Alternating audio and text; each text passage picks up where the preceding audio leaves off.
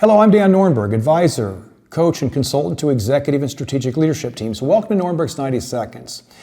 In these short clips, I'm going to share with you a leadership situation, the challenge, struggle, or blind spot this created for a leader. And then in about 90 seconds, I'm going to tell you about the idea, the tool, or the insight that this leader and I discussed to help them be more successful. Now, in doing so, should you encounter a situation similar to this at some point in your future, you'll have an additional resource to help you be more effective. Let me say a couple words about today's situation. I recently met with a CEO and she shared the following. My new leadership team says all the right things. They're always very positive and nice with each other. She said, this is driving me crazy because nobody in the team is willing to put their business problems or their fears on the table for discussion. How can we expect to be best in class when no one talks about what's wrong or asks for help?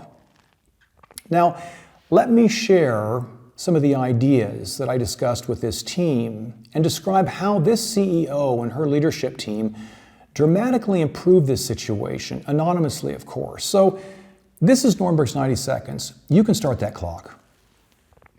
How important is authenticity to effective leadership? I asked this team, and literally everyone said they felt it was very important. I then asked them to imagine where they'd place themselves in the following process visual. On the y-axis, or the vertical axis, let's call this the authenticity index, the top being very high, the low being very low. I then asked on the x-axis for them to consider to what degree they shared problems, concerns, or asked for help in the team and across the organization. To the left was not very much, to the right was very frequently. I then gave them a dot and asked them to describe where they felt they were. Literally everyone in the leadership team placed themselves in the upper left-hand corner, and the CEO placed herself in the upper right-hand corner.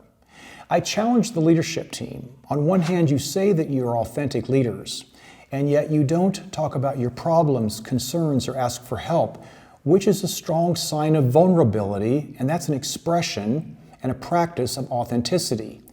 This led into an expectations exchange where the CEO shared what she expected of the team and how strongly she felt that vulnerability was critical to the success of a leadership team and that she felt that vulnerability was a strength, not a weakness. Now, over time, these leaders stopped protecting their problems. They began asking for help, and trust and collaboration improved dramatically in the team, and over time, so did the business results. So how do you use vulnerability to play at your best, both in your leadership team and across the organization? That's Norenberg's 90 Seconds. Thanks for joining me today.